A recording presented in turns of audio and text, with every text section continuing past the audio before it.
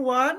This is the voice and the face of Dr. Funke Afolabi-Brown, the founder of Restful Sleep MD and the Restful Sleep Place. We are so pumped to be here today. I am so excited.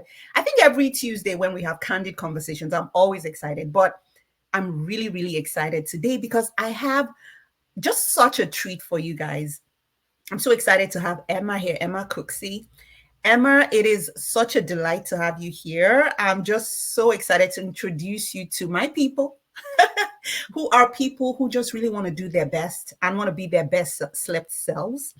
And so Emma is an advocate, a speaker, a writer, and a patient with obstructive sleep apnea. And many of you that follow this channel know that we talk about a very serious but treatable disease, a sleep disorder called obstructive sleep apnea, which occurs in children, it occurs in parents, it occurs in adults, in elderly folks. It impacts the entire age spectrum. But the beautiful thing is there is hope. And so we're going to be hearing about stories of hope today. And so I'm just really excited to have you here today, Emma. Thank you for having me, and what a wonderful introduction. I'm actually one of your audience. I love the Candid Conversations thing, so I'm really excited to be here. Oh, thank you. Thanks for that feedback. So maybe what we could start with is, because I usually say I never do it justice. So how about we have you introduce yourself? Sure thing. So I always start out by saying that I'm originally from Scotland because my accent is a little bit all over the place. So I was born and raised in Scotland, and I started having symptoms that I now know were to do with sleep apnea, but I didn't then, in my early 20s. So in my teens and early 20s, I started waking up very tired, no matter how long I slept. I had a morning headache every day, all of these different things. And I just knew that that didn't seem normal. And so I went undiagnosed with sleep apnea for 10 years. So I went to a lot of different doctors, and I had the experience, I think that especially a lot of women have, where doctors who are not sleep specialists like you, right? I was going to a GP or a primary care physician, and they don't necessarily have a lot of training in sleep and sleep disorders. So a lot of the things I was saying to them, they kind of were a little bit dismissive and kind of, like we normally see. I asked about my sleep, and they said, we normally see things like sleep apnea in older, overweight men. And so whilst there are a lot of people with sleep apnea in that group, anyone really can have it. So it's important to look out for the symptoms, no matter what your body type or gender or anything. So after going back and forth to the doctor, I was just really exhausted all the time. And it really impacted my life in terms of, working. I just would work all day, and then I felt like I was constantly napping on the weekend and trying to catch up. But my sleep was never refreshing. It never felt like I woke up in the morning like, oh, I had a great sleep. Mm-hmm. So what actually drew it all to a head was I fell asleep at the wheel. So I was okay. I had my baby in the car with me. And so I woke up like a split second, slammed on my brakes, and we were okay. But that shook me to the core and was really the impetus I needed to get a sleep study. So even though my doctor had told me she didn't really think I had risk factors for sleep apnea, I went back to the doctor and I said, I would really like to test for it anyway. And so that's probably my biggest message for your audience, is the need to advocate for yourself. So, after I got my diagnosis, I went for years and years. I was put on CPAP therapy, and it took me, I had a rough couple of months trying to get used to it. And then once I was used to it and I had the right mask and all that, it really started helping with that daytime sleepiness. So I wasn't falling asleep at the wheel anymore, which was much better. And I kind of just always felt a little bit isolated, and like I didn't know any other moms. Like, I had 2 children at that point, and I really didn't ever hear of anybody else who has sleep apnea and used the CPAP apart from much older relatives, you know? So I never really, I always kind of felt a bit out of it that way, but I always kind of wondered, are there other people like me out there? I don't know. So essentially, to kind of cut to, I then started a podcast from my closet, which seems like a really strange thing to do for a suburban mother.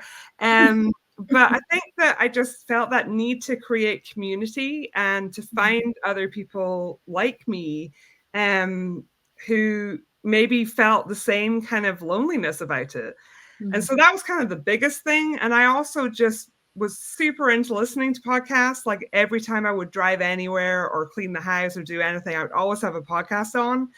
And I started looking for what I really wanted to hear was stories from patients like me about, you know, their journey to diagnosis and what they had done to treat their sleep apnea. So I kind of did that thing where you can't find what you're looking for. So I just made it myself. And so I'm almost at 4 years now. I've been doing interviews with a lot of patients about using all different treatment options and just sharing what their outcomes have been. And also wonderful experts like you have come on to talk about, you know, I've had ENT surgeons and all different types of doctors, dentists, just lots of people. So, and then I guess, like, to kind of round it out, that wasn't a very short answer. But I also kind of began writing about my experiences and speaking at conferences and to companies. I got involved with Project Sleep, who are a nonprofit patient advocacy group. So I'm on their board and I help with, you know, like we're working on legislative advocacy and all sorts of things. So that's kind of like me in a nutshell, I think. That's, you know, that's just amazing. There are many things you said, which I hope folks that are listening or are going to watch this later picked up on. One of the things you said was initially, when you had these symptoms, you went to your doctor, right? Like you did the right thing. You didn't ignore it, right? You knew something was wrong. And unfortunately, you were told, well, you're a woman, it's menopause, perimenopause, it's you just had kids, you're about to have kids, you're pregnant, you're pregnant, you're not pregnant, you just had a baby, you know, or it's your thyroid, or it's hormones, like it's all over the place. But you know, that's one thing. So I feel like a lot of times, and this is where the work that you do is so important, is being able to advocate. If something is wrong, right? Sometimes I hear that a lot because I also take care of children and young adults, where moms are like, I told them something was wrong. You have that feeling, you know, this is not normal. Yes, there may be reasons why I might be sleepy, but it's not necessarily, it doesn't make sense. I'm having non-restorative sleep. I'm snoring, or I'm not snoring that much, but I have dry mouth or teeth grinding or, you know, headaches. Like all those things may seem very subtle, but you have to check all the boxes. And I also think, I don't know what you think about this, but I also think that there's a lack of awareness in the public at large that sleep specialists like you exist, right? So I had never heard that that was a thing that I could ask my primary care physician for a referral to a sleep specialist. And I often think about how much quicker, like, you know, I would have got to a diagnosis if I'd actually talked to an expert, you know? No. And I think this is where it is just so important to continue to do the work you're doing, because even up till now, right, a lot of people are still not aware. I still get questions like, oh, wait, you're a doctor only for sleep? Did you do anything else? And that's enough, right? Because we know how much goes into that. Yeah, exactly. So so that was one thing. And then the part that you said that really literally made me break down in chills. And I've heard you speak on so many platforms at conferences around this, but every time you talk about this story, like it just makes me pause and think this could potentially be a life-death situation. You were driving with your little one in the car and you almost got into an accident. Like a split second. That, I've had instances where I felt drowsy, but this was the first time that I'd, you know, I guess it's like you would know better than me, but I guess it's like a micro sleep, right? Absolutely. Where you briefly, like, you know, lose consciousness and then come, you know, straight back. But that's the first time that happened to me. And it's also the first time that I had my baby in the car with me. And I think that just, there's something about being a mother and feeling like it's not just about me. I need to get to the root of this because this Oh is my dangerous, gosh. you know? Yes. Yeah. So I mean, this is just really, and I think the same applies to all sleep issues. Sometimes it's not just about us because as moms, right? Which is what I love about that was one of the big pieces that I missed out when I was introducing you. Emma is a mom. She is in it with most of you as well, Yep. right? We're doing all the things. Yeah. But now the decisions we make when it comes to our sleep, whether it's in, whether it's insomnia, whether it's sleep apnea, whether it's narcolepsy, no matter what, whether it's sleep deprivation, it is not just about us anymore. Yeah. It's about our loved ones. It's about the families, our families. It's about, our community. It's about the work we do and the people we serve. Like it goes beyond just us. Yep. Right? Absolutely. And I think also there's that relationship between sleep and mental health, which we don't talk about enough. But I think like you really just can't be as present for your children if you're like with sleep apnea. So in my case, I had depression and anxiety running along at the same time as the sleep apnea. And for me, that got significantly better when I was, into my CPAP treatment and getting oxygen to my brain and all that. And that's not necessarily for every person, but for me, that did really help. And I think that the difference was really noticeable in how much more patience I had, how, I used to be very irritable and just tired all the time. So you really just can't mother as well as you want to from that place. And I think that it's definitely that whole, I mean, it's total cliche, but it's like put on your own oxygen mask first. And with sleep apnea, it's literally like putting on your oxygen a literal mask. Yeah. A literal mask. Oh, thank you so much for highlighting that. Because now addressing your sleep issues helped you be the better version of yourself, the best version of yourself, because a well-rested version of you was actually what your kids needed.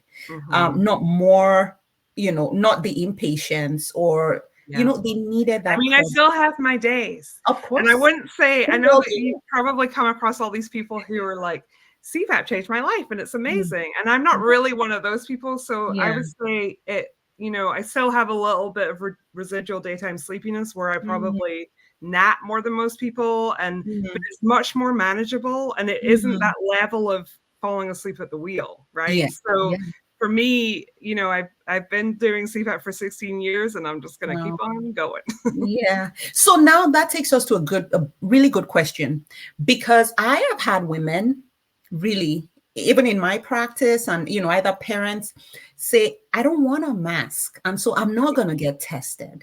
So you are on that other end, and you've also you've spoken to so many people, and we're going to get onto your podcast and how you share your story. But what would you say to that mom who's like, I don't want to look like Darth Vader, like it is not sexy? This is my favorite subject. So I would say, so that is so common, right? There's so many people who are looking at CPAP as the end result of having the sleep test in the beginning. So what I would say was I would really encourage people to go ahead and get the sleep study. Go to your doctor, explain your symptoms and be referred and all that, but have the sleep study to know if you have sleep apnea at all, because you might not. And secondly, how severe is that sleep apnea? Because your treatment options now are not only CPAP, right? So I've had a lot of people on my podcast at this point. And there are, it just really depends on the person, which is the tricky part, right? No two people really have the same experience of this condition. So for some people, I interviewed one person who, needed their tonsils and adenoids, or their tonsils taken out and then nasal surgery. And once he had that done, he no longer has sleep apnea because his tonsils were really the big problem. For other people, it can be, now there's like the Inspire implant and oral appliances. And so it just really, the thing is that it just really depends, but it's a serious health condition. I think people don't realize like that it has serious consequences if you leave it untreated. So especially if you're more at the severe end, like me, Mm. You want to get with your doctor and figure out a treatment option that works for you. Yeah, So if that's not going to be CPAP, well, okay, let's look at what else we can do. But absolutely. the worst thing you can do is just kind of be in denial about it and Mm. not get tested. Yeah. Yeah, yeah. Thank you so much for shedding light on that. Because, yes, previously it seemed like the only treatment was CPAP, but now we have so many tools now in our toolkit for treating sleep apnea. And I think that's just the exciting thing about it. This is a serious condition. Mm, This is a condition, if left untreated, has a lot of negative consequences, including something that could be very tragic, right? yeah. But it is treatable. And Mhm. it takes, of course, working again, advocacy, trying to find the treatment option that works for you, and really knowing that there is help out there. That is so liberating. I think that's one thing that I never really expected Mm, before I started my podcast. I've now interviewed several family mm, members who have lost loved ones, mm. either to undiagnosed sleep apnea, where they had every single symptom but wouldn't get Wow. tested, or Mm, people who had been tested and had a CPAP but weren't using it. mm, mm. Thank you so much. So now, why did you feel compelled? I think you've kind of shared that along the way, though, but why did you feel compelled to share your story and also to start a podcast? Like, was it just really because you didn't see anybody doing it and you wanted to? What was the So, thought so behind it? actually, it kind of came from. So it was right before COVID happened. I was Mhm. at my doctor's office, Mm, and just my general practitioner, and it wasn't even about sleep apnea stuff. It was just like a general checkup. But they were running really late, and I was kind of in the waiting room a bit bored, and I started reading one of those like WebMD mm, magazines, and it has something about sleep apnea in it. So I was like, let me go and have a look. And so at that point, I guess because I was doing well with CPAP, my doctor, my sleep specialist, hadn't really mentioned any other treatment options to me. mm, And I didn't really know that there were any other treatment options. And this article was all about CPAP. And then at the end, it said, some people don't do well with CPAP. For them, there's oral appliance therapy and the Inspire implant and, surgeries with their ENT and all of these different things that I'd never heard of. And it just kind of piqued my interest and made mm. me think. So that together with, I wonder if there's anyone else out there dealing with this, Yeah. um, kind of that was what really started the seed of the idea. But honestly, I think Mm. what drove me to actually like get in my closet behind me and start recording was COVID. So I had Mm, both of my children home for a good like 6 weeks. And like I love my children, but I did not sign up for this like homeschooling thing and it was not going great. So I think like during that time I thought I need a project where mm, they can do their schoolwork and I can go and work on my thing. And that was what really kind of started it. And I would say for people out there, because one of the other things I do is really encourage other people to share their stories, right? mm, And so what I would really encourage people is just try it and see, mm, like start something. So for mm, me, one of the other things that really drove me early on was I connected with Project Sleep and mm, I became the first person with sleep apnea to do their Rising Voices speaker mm, training program. So mm, they are a nonprofit, and one of their programs kind of runs over 6 weeks in the summer, and you can mm, apply now. So if mm, anybody has a sleep disorder that's listening that wants to share their story more, mm, um, you can do that over the summer for 6 weeks, and you come out with, you know, they really help you share your story in a compelling way mm. to so you can do things in the media or speak at conferences or to doctors who don't specialize in sleep is really Yeah, helpful. So I've yeah. done a bunch of different. I've spoken at my daughter's school. They have like Mm, a future healthcare professionals class where they do, mm, a lot of people want to be doctors and nurses, and mm, sharing my story and just a little bit about sleep disorders really helps to kind of open their eyes to yeah. what there is. Oh, that's beautiful. So, what kind of people have you had on your podcast? I Well, I know had you on, and yours is Excellent. which was such a treat. So I've had all sorts of patients with sleep apnea sharing all sorts of different stories. So whether they're people who, got diagnosed really quickly, and those tend to be short episodes, right? People just are like, I got diagnosed really quickly and I, did well on CPAP and that's the end. But more likely there's more of a story there. So oftentimes people are going many years to diagnosis and they're going like getting misdiagnosed with other things and eventually figuring it out. And then might need to try several treatment options to find something that works. So I think just by the range of different people I've had, like it's all ages, genders, backgrounds, people from all different countries.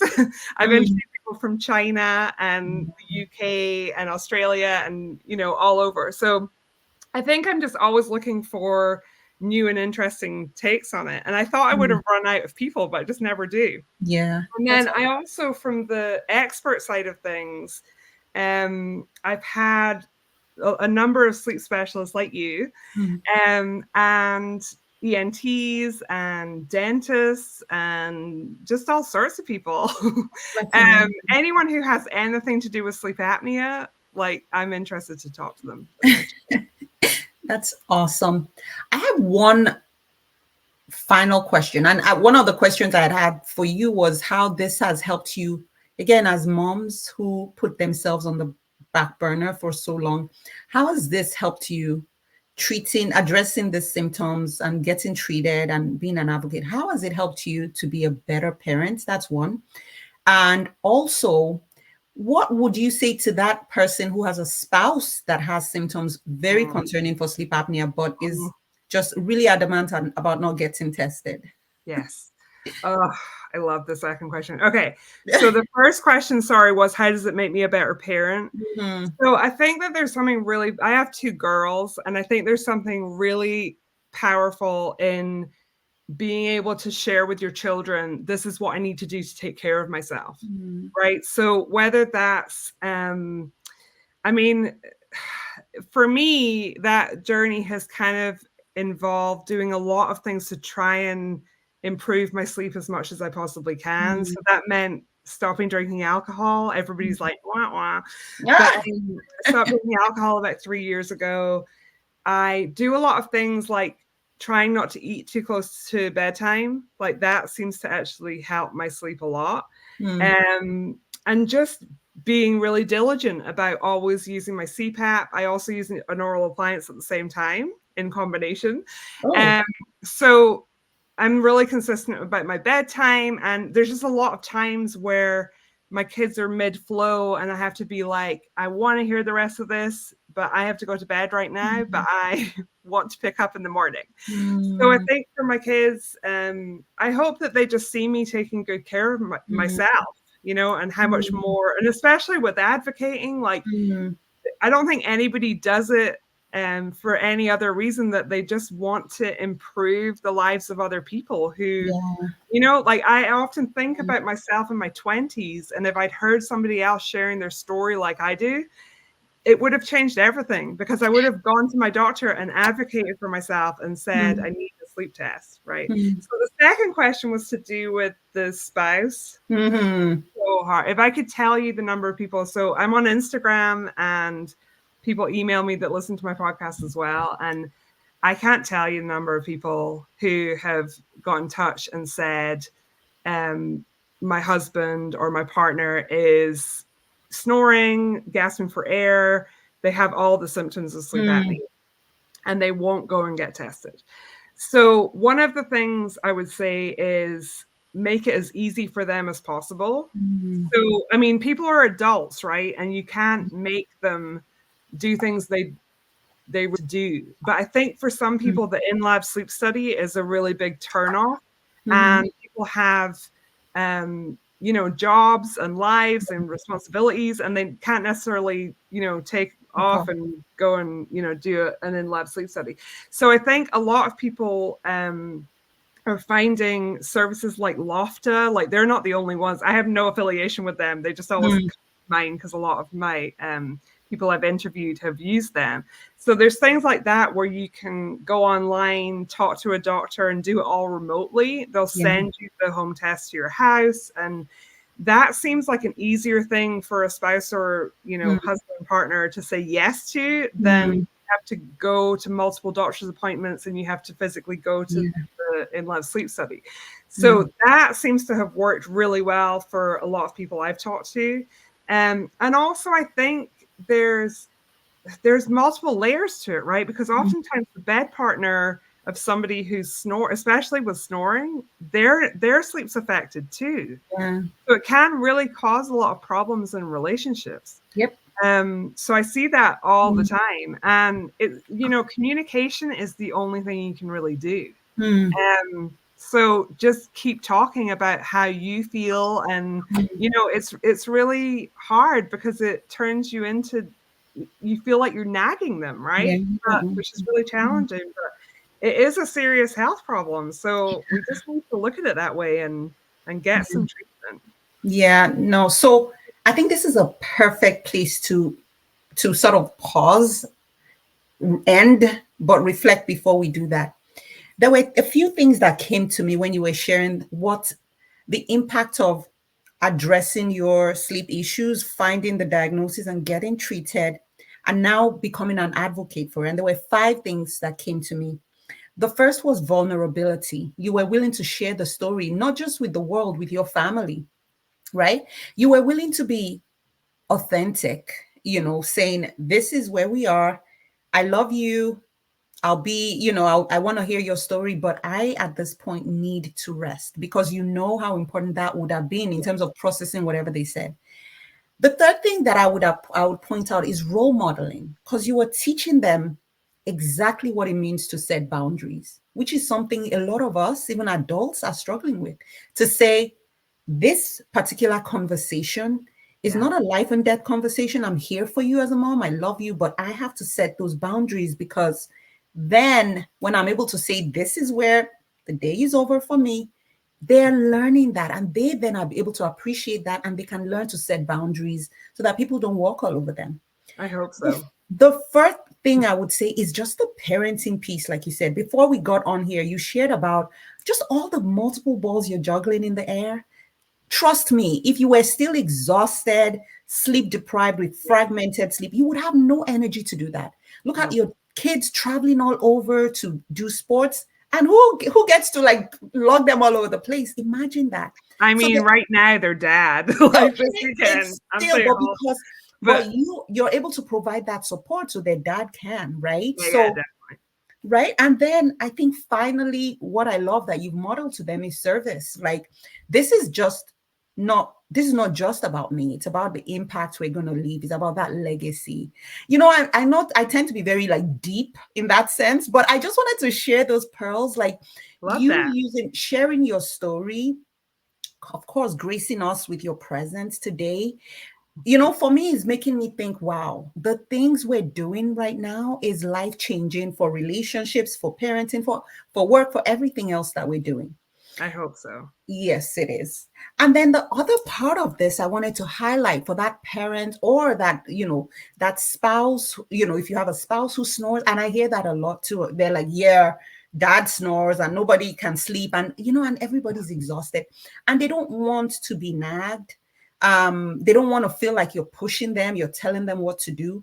Yeah, And unfortunately, a lot of systems have created all these barriers for people who need care to get care. So you first have to go to your doctor and tell them your symptoms. And God bless you if they even listen to you. And then after that, they maybe provide a referral. And then after that referral, now you're going to find somebody who's willing to see you and then take a day off and go see them. So thank you for providing that resource. I'm going to put a plug in. This is one of the reasons why, even though at the Restful Sleep Place, our focus is on children and young adults, we offer services to parents as well. And yeah, we are able to do home sleep testing. And so we're able to also see you through telemedicine to say, just perfect. roll out of bed and log right on and let's talk about your symptoms. We'll ship the devices, the home sleep tests to your home. You get tested. I usually will do a multi-night testing, send it right back. We get a diagnosis, and then we could have you set up for whatever treatments that Yeah. you need. And I think really we need to do more and more and more of this. So this has just been incredible. Now, after all that, people are like, listen, I need to know more. I need to hear more. I need, potentially help as a patient or someone trying to navigate this. So how can people find you? So people can find me at sleepapneastories.com. And you can find my podcast, whichever app you listen in. So whether it's Apple Podcasts or Spotify, you just search for Sleep Apnea Stories. What else? On Instagram, I'm Sleep Apnea Stories. And it is worth saying, so I mentioned that I'm on the board at Project Sleep, who are a nonprofit in this kind of area. So we did just launch a national helpline for anyone to call with any sleep issues, and they can definitely help connect you with sleep specialists in your area and that kind of thing. So that's worth saying. So anything, and the other thing like that I mentioned was the Rising Voices speaker training program. Project-sleep.com is where to go about that. So, but yeah, come and follow me on Instagram. And I'm all in my DMs all the time. So that's kind of where most people find me. That's awesome. And then maybe you could also, I know you have like a little, I guess, is it like a booklet, a book? It's a workbook. Ooh. So just really briefly, so I wrote this because I find that on Instagram and from the emails I was getting from people listening to the podcast, I was getting asked the same questions again and again and again. And these were not medical questions. They were comfort questions, right? So CPAPs, your doctor writes you a prescription, you get the CPAP. There are so many like little things you can do to make it more comfortable, whether it's like adding little strap covers or like little covers to go over your actual mask and just all sorts of things that I feel like I found out years later. And I was like, why did nobody tell me this?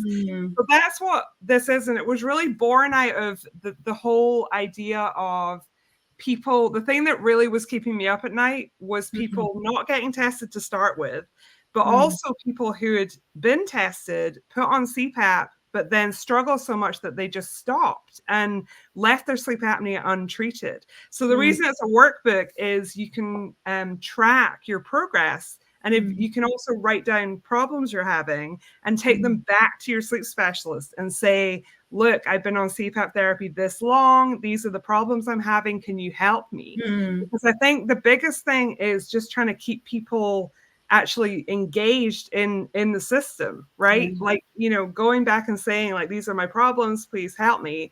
And like, there's a whole bunch of things. There's a page where people can write down, like I did a mass fit log.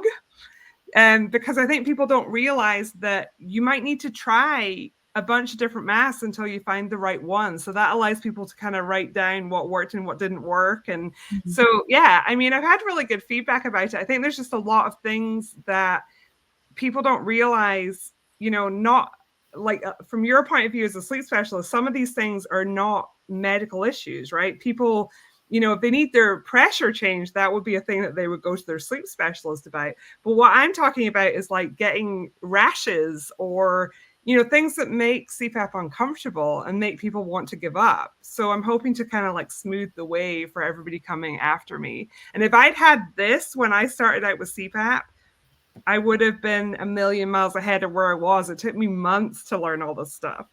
So even just how to keep your CPAP clean and what to do when you go traveling. And so it's that kind of thing.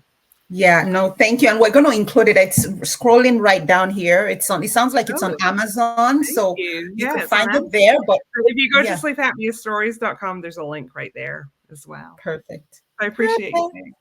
No, and so for those of you who are new to here, I'm a sleep specialist. Emma and I have worked together on, different platforms, and it's really been exciting to see her journey. And so if you're that person who's struggling with, how do I even get started? I think I'm snoring, or my child is snoring, or I have a spouse that's snoring. We would love to see you.